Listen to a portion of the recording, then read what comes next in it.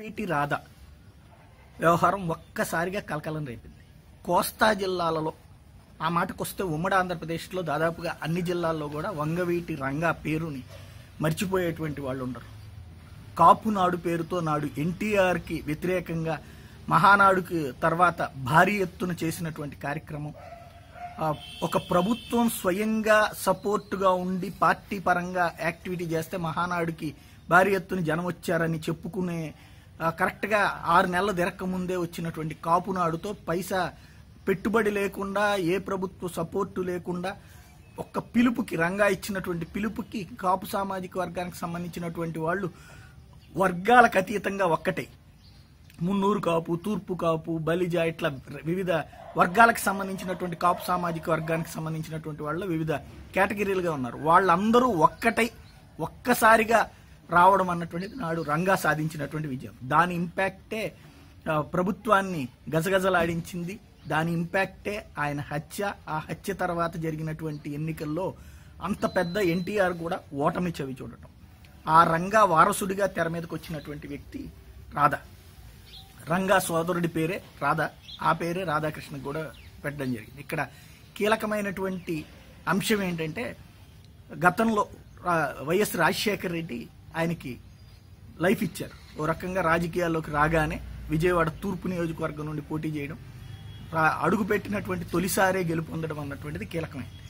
ఆ తర్వాత దేవినేనికి రాజశేఖర రెడ్డి దగ్గర అవడం, రాజశేఖర రెడ్డి దేవినేనికి ఫేవర్ చేస్తున్నారన్నటువంటి కోపంతో బయటకు వచ్చినాడు ప్రజారాజ్యంలోకి వెళ్ళడం, ఎదురు దెబ్బతిన్నటువంటి రాధా ఆ తర్వాత వైఎస్ఆర్ కాంగ్రెస్ పార్టీలోకి చేరి గత ఎన్నికల్లో తూర్పు నియోజకవర్గం నుంచి పోటీ చేశారు. అది కూడా నెహ్రూని ఓడించడం తన ప్రధాన లక్ష్యం అన్నటువంటి ఉద్దేశంతో పోటీ చేశారు.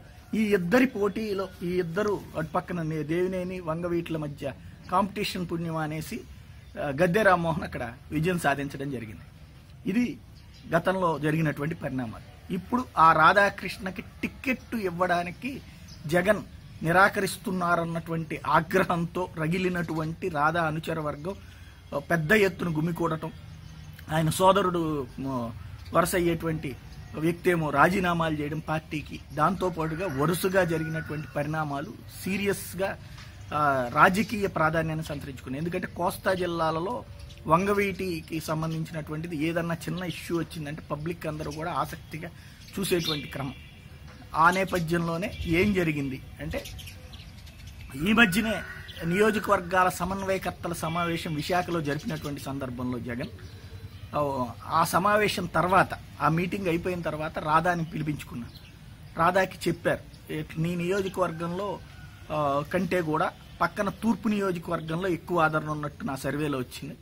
అట్లాగే మచిలీపట్నం పార్లమెంటు స్థానానికైతే గ్యారంటీగా గెలిచేటువంటి అవకాశాలు ఇంకా ఉన్నాయి. కాబట్టి ఎంపీ స్థాయికి టికెట్ తీసుకోవడానికి ప్రిపేర్ అయితే బాగుంటుంది అన్నటువంటి సజెషన్ ఇచ్చారు. డెసిషన్ తీసుకోమని చెప్పారు. ఆ డెసిషన్ అయితే రాధా వెంటనే ఏమీ చెప్పలేదు, వచ్చేశారు. తన సన్నిహితులతో, తన కుటుంబ సభ్యులతో ఆలోచిస్తున్నటువంటి క్రమంలో అకస్మాత్తుగా సాక్షి పత్రికలో కథనం రావడం, రాధా ఎంపీగా వెళ్ళబోతున్నారా అన్నటువంటిది. ఆ కథనం దాకా కూడా కార్యకర్తలకు తెలియదు వాస్తవంగా ఏం జరిగింది. ఎప్పుడైతే ఆ కథనం వచ్చిందో, ఇది ఇంకా అంటే తను డెసిషన్ తీసుకోలేదు కాబట్టి పార్టీ తీసుకున్న డెసిషన్ పేపర్ ద్వారా ఆయనకి అందేలా చేశారన్నటువంటి ఆగ్రహం తరగిలిపోయినటువంటి వాళ్ళు ఒక్కసారిగా ఆందోళనకు దిగారు. రాధా వాళ్ళని సర్ది చెప్పడం, ఇంకోటి తూర్పు నియోజకవర్గం నుండి పోటీ చేయాలనుకున్నటువంటి ఎలమంచల రవి వెంటనే వెళ్ళి సర్ది చెప్పేటువంటి ప్రయత్నం చేయడం, ఇంకొక వైపున కొడాలి నాని కూడా గుడివాడ నుంచి వచ్చి సర్ది చెప్పేటువంటి ప్రయత్నం చేయడం, అభిమానుల్ని ఇప్పుడేం నిర్ణయం ఏం ప్రకటించలేదు, అనవసరపు ఆందోళనలు చేయొద్దని చెప్పి రాధా ఆపడం, ఇదంతా జరిగింది. ఇక్కడ ప్రాక్టికల్గా జరిగినటువంటి పరిణామాల్లో జగన్ వైఎస్ఆర్ కాంగ్రెస్ పార్టీ చేయించుకున్నటువంటి సర్వేలో ఉన్నటువంటి కాన్సెప్ట్ ఏంటంటే, విజయవాడ సెంట్రల్ నియోజకవర్గం, వాస్తవంగా ఒకప్పుడు విజయవాడ తూర్పు నియోజకవర్గం 2004లో కాపుల కమ్యూనిటీకి కంచుకోట. అంతకుముందు రంగా గెలిచింది కానీ, రత్నకుమారి గెలిచింది కానీ, రాధా తొలిసారి గెలిచినటువంటి సందర్భంలో తూర్పు నియోజకవర్గం అన్నటువంటిది కీలకమైనటువంటిదే. అప్పుడు కాపు సామాజిక వర్గం బలమైనటువంటి ప్లాట్ఫామ్ కింద ఉండేది. ఆ సిచ్యుయేషన్ నుంచి రాజశేఖర రెడ్డి ముఖ్యమంత్రి అయిన తర్వాత నియోజకవర్గాల పునర్విభజన జరిగినటువంటి సందర్భంలో తూర్పు నియోజకవర్గం కాస్త రెండయింది. తూర్పు నియోజకవర్గంలో ఉన్నటువంటి కొంత భాగాన్ని, కంకిపాడు నియోజకవర్గంలో ఉన్నటువంటి కొంత భాగాన్ని కలిపి విజయవాడ తూర్పు చేశారు. అంతకుముందు ఉన్నటువంటి తూర్పు నియోజకవర్గ భాగం 3 వంతులు విజయవాడ సెంట్రల్గా ఉండిపోయింది. ఆ సెంట్రల్ నుండి పోటీ చేయకుండా తూర్పుకి వెళ్ళి పోటీ చేయడం వల్ల అక్కడేమో కమ్మ సామాజిక వర్గానికి సంబంధించినటువంటి వాళ్ళు గట్టి పోటీ ఉంది తూర్పు నియోజకవర్గం. ఇటు విజయవాడ సెంట్రల్కి వచ్చేటప్పుడు కాపుతో పాటుగా బ్రాహ్మణ సామాజిక వర్గానికి సంబంధించినటువంటి ఓట్లు బలం ఎక్కువగా ఉంది.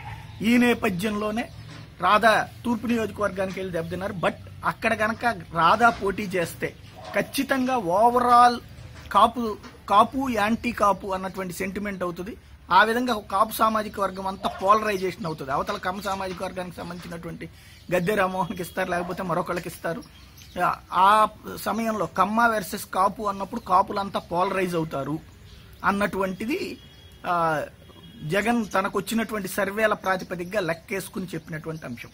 ఇంకొక ఉద్దేశంతోనే మచిలీపట్నం ఎంపీ కానీ విజయవాడ ఈస్ట్ కానీ చేయమని సెంట్రల్కి వచ్చేటప్పటికి ప్రస్తుతం కొత్తగా పార్టీలో చేరినటువంటి మాజీ కాంగ్రెస్ నాయకుడు 2 సార్లు ఎమ్మెల్యేగా గెలిచినటువంటి మల్లాది విష్ణు బ్రాహ్మణ సామాజిక వర్గానికి సంబంధించినటువంటి వ్యక్తి కావడం, దాన్ని కారణంగా చూపెట్టి ఇక్కడ పేపర్లో రాసినటువంటిది కూడా బ్రాహ్మణులు కోరారు కాబట్టి 2 సీట్లు రాష్ట్రంలో ఆల్రెడీ ఒకళ్ళు ఎమ్మెల్యే బ్రాహ్మణ సామాజిక వర్గాన్ని నుంచి ఉన్నారు కాబట్టి ఇంకొకటి ఇది ఇద్దాం అన్నటువంటి కోణంలో ఇస్తున్నారు. తద్వారా బ్రాహ్మణులని ఓట్ బ్యాంక్ని పోనీయకుండా చూసుకునేటువంటి ప్రయత్నం. ఇటు రెండవది రాధాకి తమదైనటువంటి సంకేతం ఇచ్చేటువంటి ప్రయత్నం చేశారన్నది ఇక్కడ వ్యూహాత్మకంగా కనబడుతుంది. దాని ఇంపాక్ట్ ఇవాళ తిరగబడ్డటువంటి వైఎస్ఆర్ కాంగ్రెస్ పార్టీలో ఉన్నటువంటి రాధా వర్గం ఆగ్రహం వ్యక్తం చేసింది.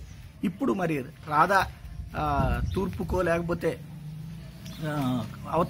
ఎంపీకో మచిలీపట్నం ఎంపీకో వెళ్తారా, లేదంటే గనక పార్టీ మారి జనసేన వైపుకి వెళ్తారా అనేటువంటిది ఆసక్తి అందరిలో నెలకొనుంది. మరి ఏం జరుగుతుందో చూడాలి.